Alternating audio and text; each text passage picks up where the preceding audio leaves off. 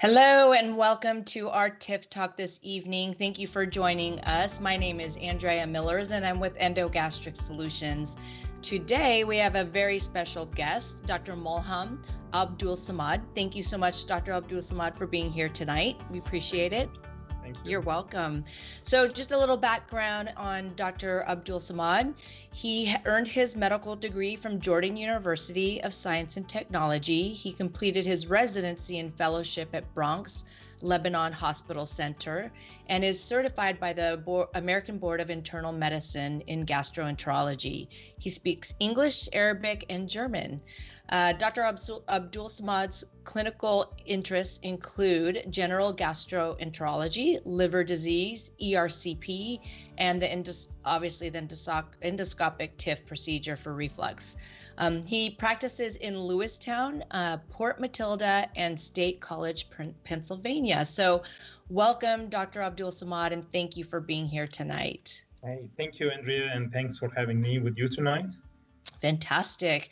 Well, for those of you joining us, I just want to remind everyone this is a live event. So if at any time you have any questions, feel free to type them into the comment section and we will do our best to answer your questions this evening.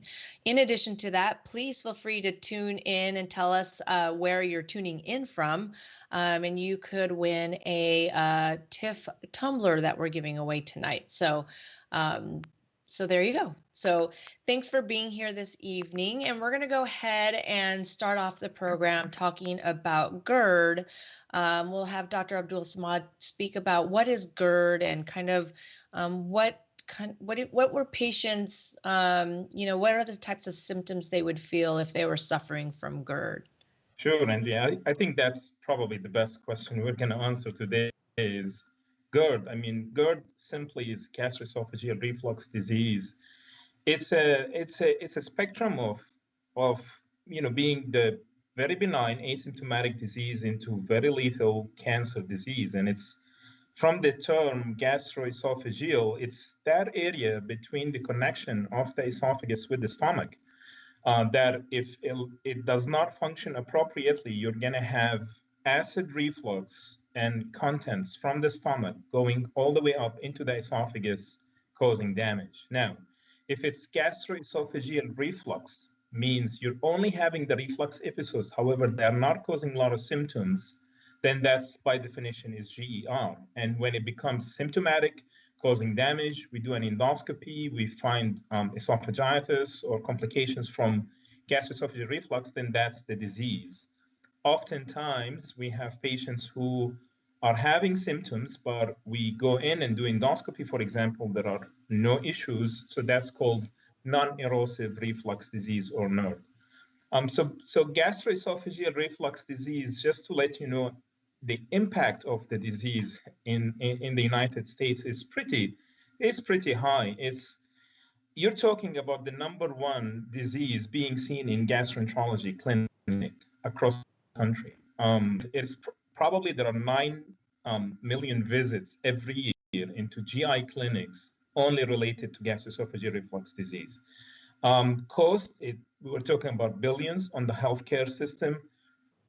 As simple as if you have a non-cardiac chest pain from reflux, you end up in the hospital being admitted for workup, getting an echo, getting other studies till they find the conclusion that it's reflux. We're talking about, thousands of dollars only on their visit. So it is a costly disease that we need to have a better understanding and treatment so we can kind of help the healthcare system cut down on the cost. Now, symptoms, like I said, it starts from being asymptomatic. However, in general, we have 2 classes. Either we say typical or atypical or esophageal or extraesophageal manifestations. So the typical, the classic symptoms related to the esophagus, #1 is heartburn. And heartburn is a burning sensation at the epigastric area, the area between the esophagus and the stomach, that patients feel that the burning goes all the way up to the chest, may radiate to the back, to the shoulder, to the neck. It's almost kind of similar to classic heart symptom, but it's more of a burning sensation. This heartburn symptom usually gets worsened and exacerbated postprandially. Patients kind of feel that, fatty food, spicy food, citrus food, coffee kind of make their heartburn worse. Number one, the second symptom is acid regurgitation, and that is kind of different than heartburn. It's more of having the gastric acidy contents effortlessly going up into the esophagus, may even reach all the way up to the throat. And a lot of patients feel that, we feel that there is something going on, something is going up. They kind of feel a reverse sensation of them drinking liquids, but they say we feel it reverse, we feel it going up. So that's regurgitation. Dysphagia, almost up to 30% of patients with gastroesophageal reflux will have dysphagia at some time. So these more of the classic esophagus-related symptoms. Now you can get other symptoms like water brush. They kind of feel all of a sudden there is this metallic, acidy, salty taste in their mouth. That is not acid. That is actually the salivary glands trying to secrete more of bicarbonate and the buffering secretions, but the patients feel that this is going on. So these are the classic ones. The extraesophageal manifestations, now we're talking about other organs being affected by acid reflux. And the first one is non-cardiac chest pain. People will have intermittent chest pain. They'll have globus sensation, which is the feeling of something being stuck at the back of their throat. They will have frequent throat clearings, sore throats, dental erosions, asthma, and asthma has a strong correlation with reflux. Matter of fact, most pulmonary doctors, when they start their workup for asthma, they want to make sure it's not related to reflux. You will have this micro aspirations most of the time when you're asleep. Some acid leaks up, goes into the lungs, initiates a reactive airway, and then you'll have asthma. So these are the extraesophageal symptoms, and laryngitis, which a lot of ENT doctors, for example, that have patients with sore throat issues, they take a look and they see there is some burning at the bottom posterior part of the vocal cords, redness, edema. That's most likely related to reflux. So they most likely end up sending them back to gastroenterology to make sure their disease is under control. Yeah. Wow. Thank you for that. That was a very thorough explanation of the symptoms that patients are feeling. What currently do you tell your patients to do to manage their GERD? Even before talking about doing a procedure or whatnot, maybe you'll touch a little bit on, the PPIs and the Tums, obviously lifestyle modifications and, people putting bricks under their beds while they go to bed. There's all these stories. But what do you normally prescribe your patients to do to manage their GERD symptoms? So once a patient is symptomatic, and when we say symptomatic, most of the time they're feeling these symptoms probably, if not daily, at least 2-3 times a week.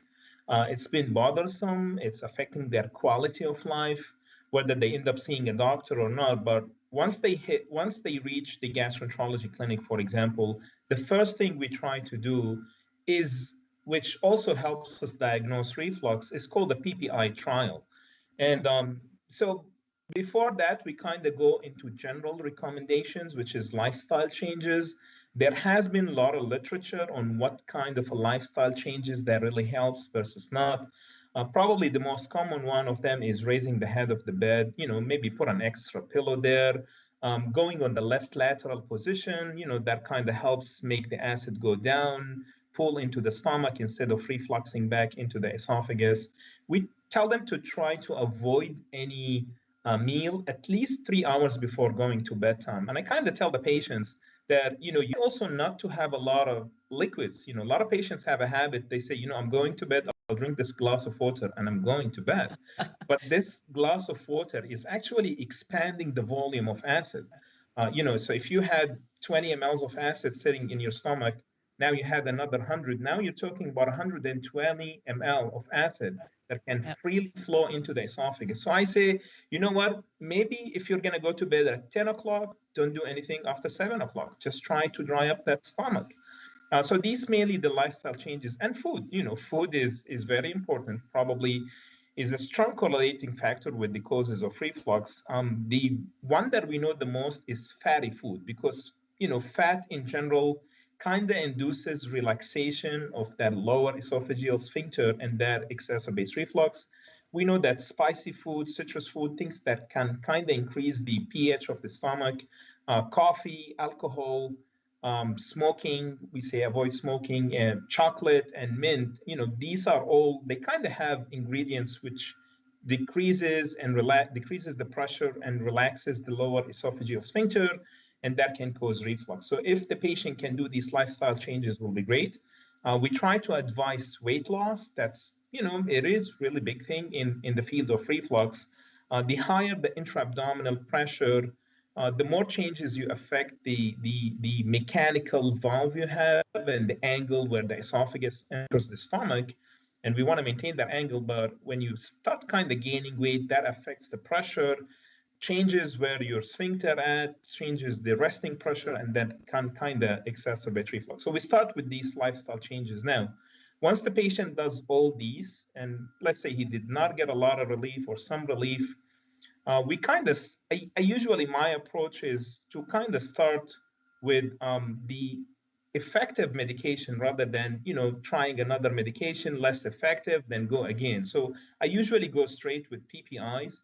I try to be on a lower dose. I don't like using high dose because of the complications and the side effects with PPI. And then we see if that lower dose kind of helps the patient. And if the patients feel relieved, we kind of have a big clue that we're dealing with gastroesophageal reflux disease. We have two categories of medications. We have H2RAs or H2 receptor blockers. We have proton pump inhibitors. These are the two big classes. You will hear also sometimes gastroenterologists prescribing other medications. Sucralfate, for example, it kind of coats the stomach. It may help in patients who have non-acid reflux. And then there are other medications which we can give to kind of help increase the pressure of the sphincter. However, I will tell you, most of them did not really have a strong data in the literature that they really work, but we kind of try them. But probably the most important one is PPI. Yeah, wonderful. Out of like the 10 things that you just named off, I suffer from GERD and I take low dose PPI probably for like 2 or 3 years now.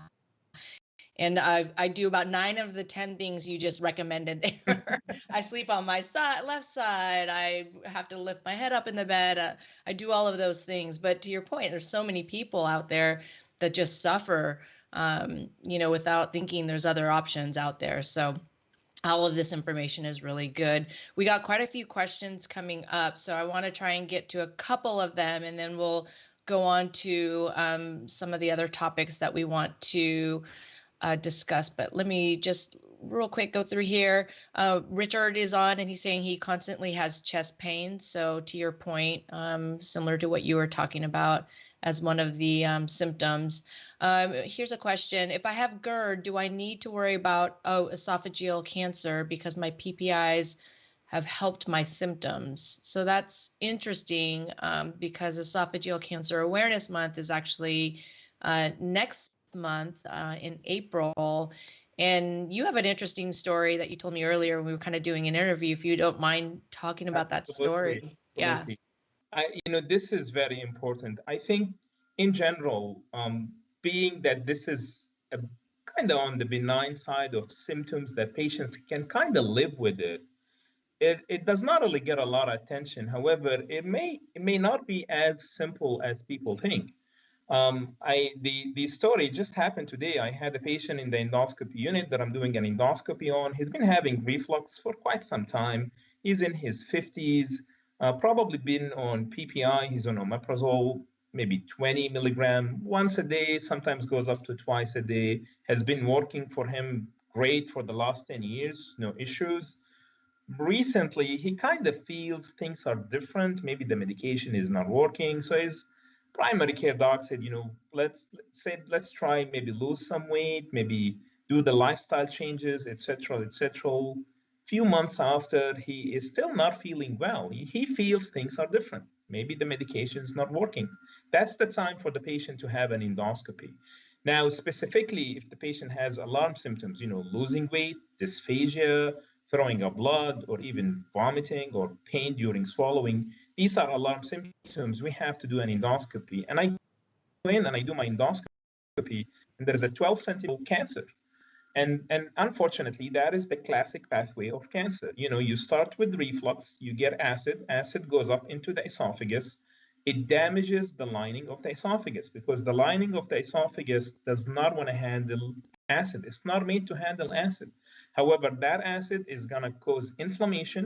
Now you have chronic inflammation set up for a long time. What is the esophagus going to do? Simply, the lining of the esophagus says the best thing to handle this acid is if I change into a lining of the stomach, and that's called intestinal metaplasia.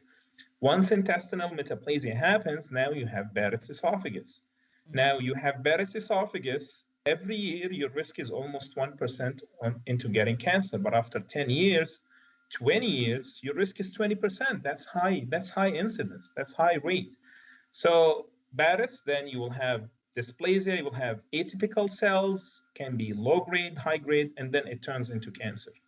So unfortunately, I think that's what has been happening with the patient. He's been having reflux all this time. He thinks proton pump inhibitors are curing the disease. They're not. Actually, proton pump inhibitors only alleviate, never cure the disease, because the disease is a mechanical problem. You have acid going up because the valve is not competent. You taking antacids or taking proton pump inhibitors, it only changes the pH of the contents that are going to go up into the esophagus, but it will never prevent it. So it's not really a cure, but it's more of a symptomatic treatment. Right. Right. And the scary thing is, they say for colonoscopies, you should come in at the age 50 and 40 if you have any family history or whatnot. Is there a standardized for ETDs? So the endoscopy society kind of, based on all the studies we have, we kind of identify patients who are at high risk. You've been having acid reflux for more than 5 years. You have family history of Barrett's esophagus. You have family history of esophageal cancer. So there is a set criteria, and once you fulfill that criteria, you actually have to undergo what we call screening for Barrett's esophagus. Just like we screen for colon cancer, we want to screen for Barrett's, because you know what? If we find it early, your chances are way much better compared to if we don't find it. Once we find Barrett's esophagus, we kind of put most of the patients on a 3 years surveillance program. We go in, take a lot of biopsies, 4 quadrants from each 1 to 2 centimeters of the esophagus to kind of try target all the Barrett's esophagus area. And anytime we find any of the atypical cells, low-grade dysplasia, high-grade dysplasia, this is the time that we have to act on Barrett's. We have to remove these areas. We have to ablate. There are so many modalities for ablation: cryoballoon, radiofrequency ablation. We can do endoscopic mucosal resection, endoscopic submucosal dissection. So all these are modalities to kind of help prevent Barrett's into changing into esophageal cancer. I mean, bear in mind that during all that time, we do have the patients continue on PPI because we kind of find that this at least helps maybe decrease the risk a little bit. But again, it is not really curative at all. Yeah. Well, that patient is very lucky to have come in to see you. Hopefully he's still in an early stage. We'll find out soon. Yeah, wonderful. Well, I'm glad to hear that you saw that, you found that for him. So we have another question from Mumtaz Narsi saying, I'm on I can't speak. Famotidine. How long can I take this? The formotidine is probably one of the safe, benign medications for acid reflux. It's part of the H2RAs. Unfortunately, these class of medications does not really work for long term.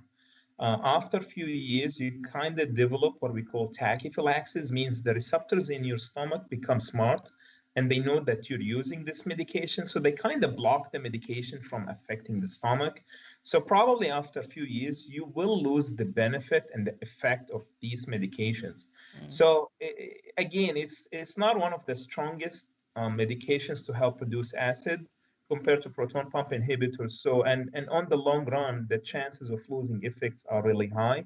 So I rarely rely on famotidine. Matter of fact, I mean, most of the literature we have is the best effect and the best benefit of these medications if they are combined and add on into the proton pump inhibitors, and that's in a class of patients which we call refractory to medication.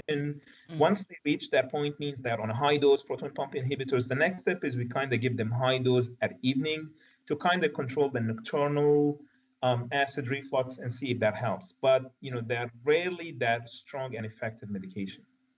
Thank you much. Last question, and then we'll kind of talk more about the TIF procedure. But last question, this one's from Shane. He's asking, can hoarseness be caused by reflux? Absolutely, yes. So that's what we spoke about, the extraesophageal manifestations. You're having this micro aspirations, you have this acid regurgitation that reaches all the way up to the throat. The esophagus is sitting behind the vocal cords, where the trachea is in front of the esophagus, and just a little acid that leaks up into that area is going to damage and irritate your arytenoids. It's going to damage and irritate the vocal cords, and that can cause hoarseness of voice. So, matter of fact, I think that's an alarming sign that once you feel that your voice is changing, you kind of want to know, do I have reflux? The other thing that we kind of find is, in general, even having acid reflux causing chronic laryngitis may put you at risk of malignancy in the future. So that definitely is something that you need to check. But it's absolutely one of the symptoms of acid reflux. Right. Thank you. Yeah. Now, Okay. just let me elaborate more on that. Just to let you know that hoarseness of voice and the extraesophageal manifestations usually do not respond well to PPI. Interesting. The reason is you have pepsin, which is a strong enzyme that goes up from the stomach and cause a lot of damage. You have bile and you have other contents. All these can cause the laryngitis and the inflammation. So even if you suppress acid, you still have not suppressed the contents leaking up.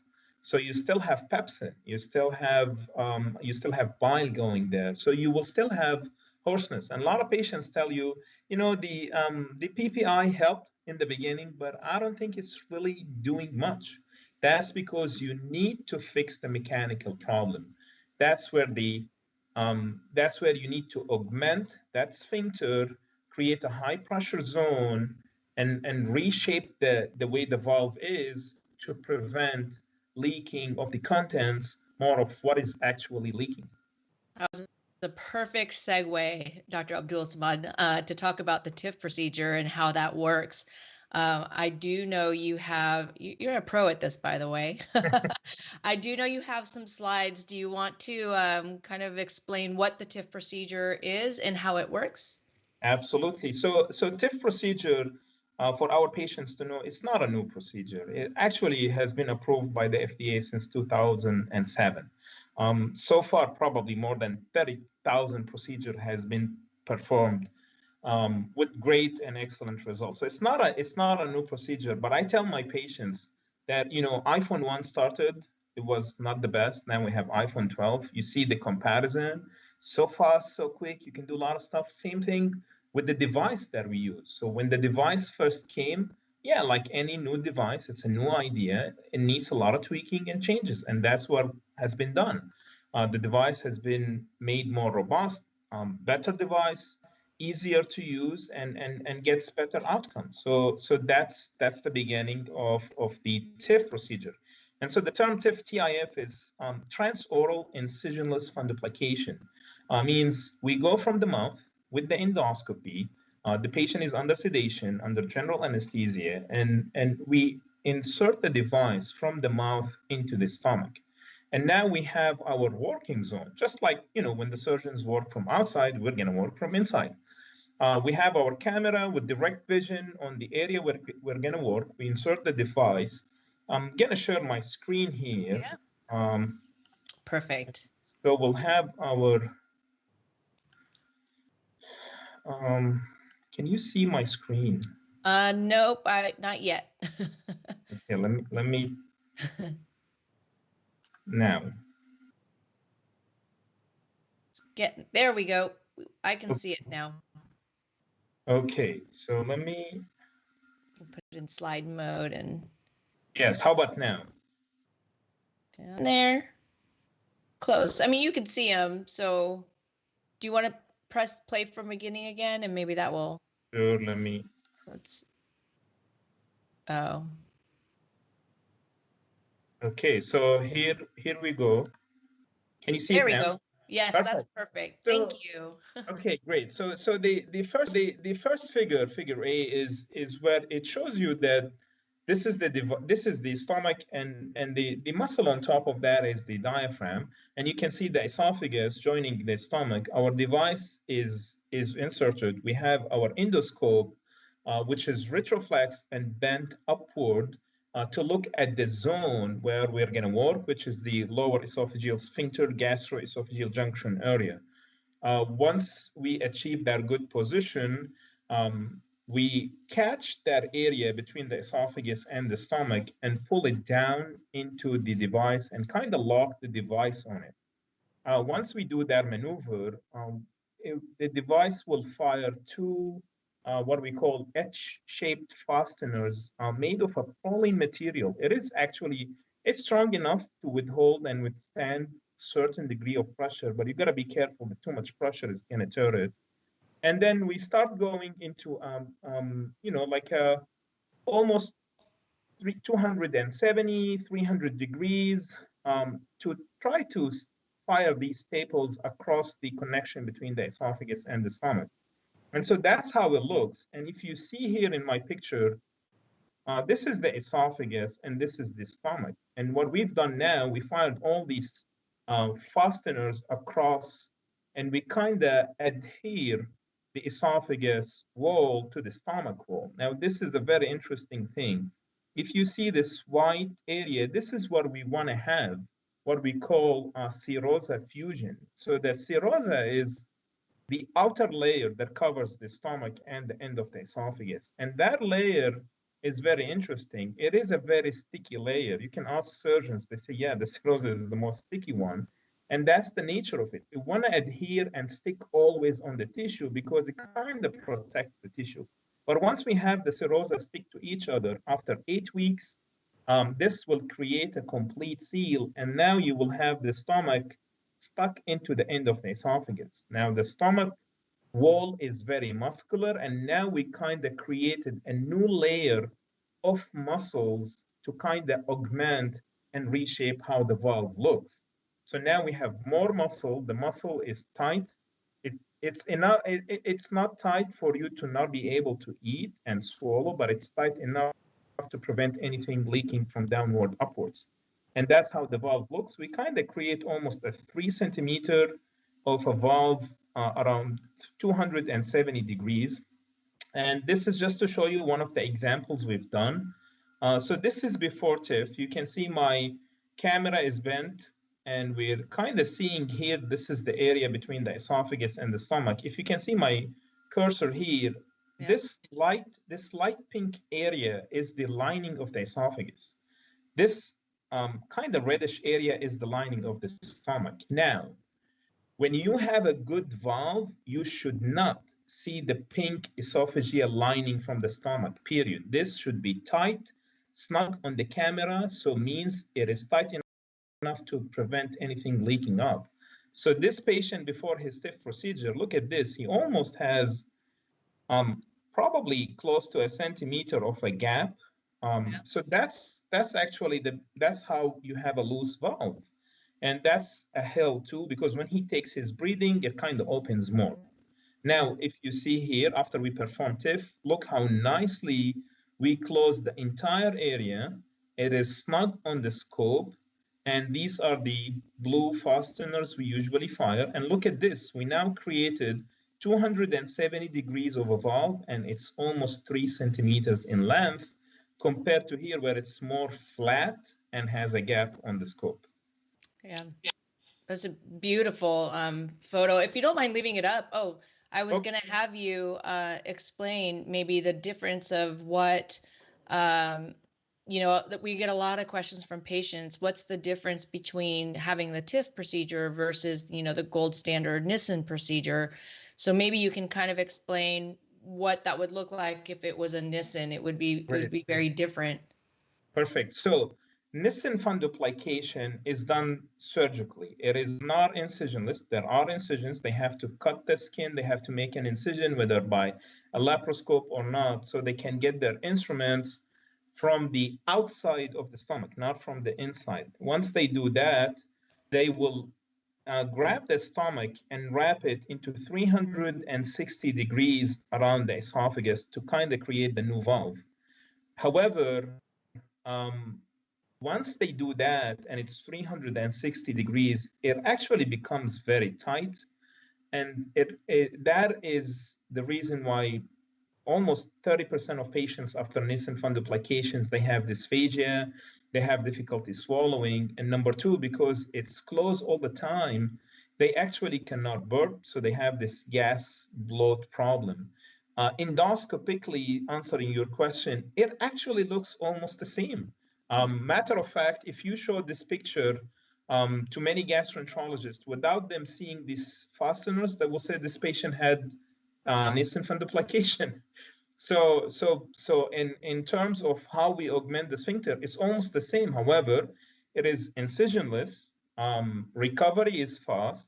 The complication rate is 0.5%, and there are no issues with gas bloat problem. There are no issues with dysphagia, and it probably lasts as long as a Nissen can do. Wow, perfect. Thank you so much for sharing those images. I think it's helpful for people to visually see that. We've got quite a few comments coming up. And so for all of you who are writing comments, don't worry, we're going to get to most of them if we can. But we do have a question here. Tyler's asking, can I get TIF if I have Barrett's esophagus? So the answer to the question is yes, but not right away. As you know, as I showed you, the fasteners, the H-type fasteners, they cross those two layers. So one will land on the esophagus wall and one will land on the stomach wall. Now, if you have Barrett's esophagus, we actually do not want to put a fastener in that area before we kind of cure that area. So having Barrett's esophagus is not an absolute contraindication for having TIF. Matter of fact, I've done it with one of our patients, had Barrett's, but his Barrett's was short segment, less than 2 centimeters, went in, ablated the entire area, followed him in a few months. His Barrett's has gone. We took biopsies. There is no more Barrett's. Now we did the TIF, and he's doing excellent. However, on the long run, I'll keep doing endoscopies on the patient every once in a while to make sure his Barrett's doesn't come back and make sure he does not, nothing changes. But that having Barrett's esophagus does not actually disqualify you from the procedure. Okay, thank you. Another question, can TIF be a solution for a failed fundoplication? We just talked about this earlier. Absolutely. So the understanding of TIF is changing day by day, believe it or not. The more doctors, gastroenterologists, surgeons are doing TIF, the better we're getting at, and the more understanding of how we can reshape the valve. So having a previous TIF, remember we said this has been there since 2007. So it's been more than 13, 14 years. So we will see patients who had TIF back in the days and now they're having recurrence of symptoms. Do these qualify for doing TIF again? Absolutely yes. Even having a Nissen fundoplication, I just had a patient had a Nissen fundoplication 25 years ago, went in, did my endoscopy, and there's almost nothing. I can't see any remaining rap. Her GE junction is wide open, and she will be qualified. Why not? We did the TIF on her, and she's feeling excellent. So TIF can be a redo procedure for many other prior procedures. Not just the Nissen. Surgeons do other two types of fundoplications. They kind of do a DAR, which is an anterior, and they do a toupette, which is a posterior. But these are 180, 270 degrees, so not the whole 360. They do this mainly in patients who have low motility of the esophagus because they do not want to completely close the entire thing. So these cases specifically probably will have a higher failure rate in a shorter period. So yes, they absolutely can qualify for TIF. Fantastic. Thank you. So we've got a gentleman or a person on, Mr. Khan or Mrs. Khan.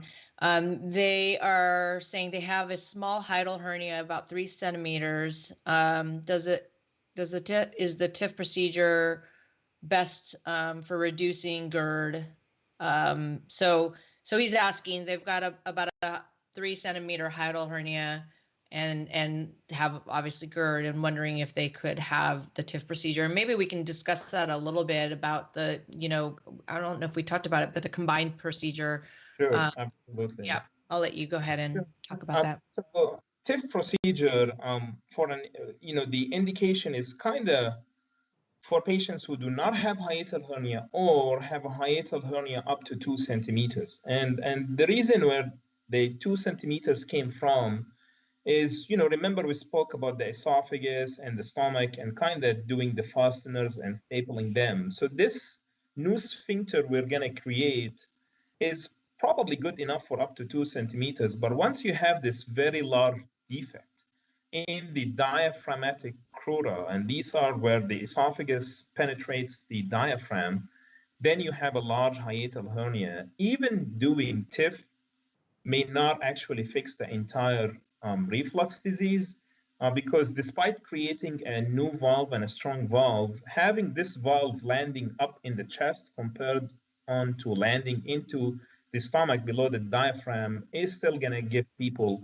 reflux. So here comes a concomitant procedure, which is hernia repair plus TIF instead of hernia repair plus Nissen. We spoke about the problems and the complications of Nissen, so why not doing a hernia repair? So general surgeon can go in, whether by a laparoscope or by a robotic surgery. What they will do is they will identify the defect in the diaphragm, and they will kind of pull the esophagus down, straighten it, and close the defect between the muscles of the diaphragm. Plus minus, sometimes they consider putting a mesh or not. It depends on how you think the suturing will hold. And then once that is done, then we can go in and do the TIF. So it's been done, it's very common, and it actually has an excellent outcome. So if you have a hernia size less than 2 centimeters, that can be reduced by the TIF. And because the way the device is designed so nicely, once you are about to do your fasteners, you can kind of straighten the esophagus up to 2 centimeters, pull it down into the stomach, and staple it in place. So that's good enough for 2 centimeters. More than 2 centimeters, I highly advise that the concomitant procedure will work definitely much better. Right. Thank you. So, we talked about the TIF procedure, and there's some questions on here. A couple of them, and this will answer all of those questions. What's the recovery look like post-op? Generally, always the question is, what's the diet look like? How long do I have to eat, drink, clear liquids or whatnot? So maybe can you talk about your protocol for recovery, if you will? Absolutely. So recovery immediately after the procedure, we kind of watch the patient in the hospital for a few hours. Our protocol, we do not actually admit patients, which is very impressive. A lot of doctors ask me, how can you do it? I mean, amazing, because a lot of patients in many other places, they have to stay 24 hours for observation. However, we've been doing the procedure for some time. We've done a lot. We have good experience in it. So we kind of feel confident that We can watch the patient from home. With the coronavirus now, everything is telehealth. Right, So we right, kind right. of developed our protocol. So we give the patient enough instructions to know what are the potential complications, what to do if this happen or if that. We follow the patient on the same night. We follow the patient the next day. We give them phone calls. So I don't really admit my patients. The first, I kind of split the diet into two to make it simple for the patients. So two is liquid, two is soft, and then two is medium texture. So the first 2 weeks is a combination of 3 days of full liquids, and then the remain of clear liquids, and then the remaining is full liquid. So we're talking about 2 weeks of liquids, as simple as that. Then after you finish the first 2 weeks, I tell my patients, listen, life is better now. Now we're going into week 3. You can have milkshake. You can have mashed potato into a consistency that looks like baby food. A lot of my patients actually buy baby food I've heard because that. it has a lot of nutrients. They like it. They like the flavors. So they do that. So after 2 weeks, now week 4 is done.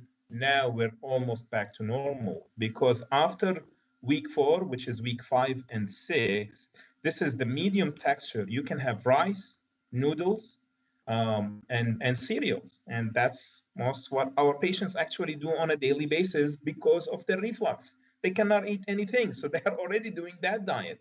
So Yeah. for them, it's not really a big change. However, life is going to be brighter now. Now, after week 6, you're going to go back into solid. You have no reflux. So that's the recovery from diet perspective. So I tell my patients it's probably the toughest in the first 2 weeks, but after that, it's really not that hard. Specifically for patients who has been suffering from reflux for a long time, they don't really mind the diet. So far, I haven't had any patient who said, I am not doing the TIF because of the diet. Absolutely not. All the patients say diet is not a problem. Now, the other restrictions is probably on lifting, and this is very important. I think if you really want to have a successful TIF, you have to adhere to the diet and exercise restrictions and lifting restrictions. The first week, I tell my patients do not lift anything more than 5 pounds. After that, after the first 1 to 2 weeks, you can kind of progress slowly into 10. Stay on not lifting more than 10 pounds for the next 4 weeks, and then you're probably going to be okay. No intense exercise, absolutely not, because once you increase the intra-abdominal pressure, you will rip off all these fasteners. So we want to give the body time to do this serosa fusion and have a successful TIF.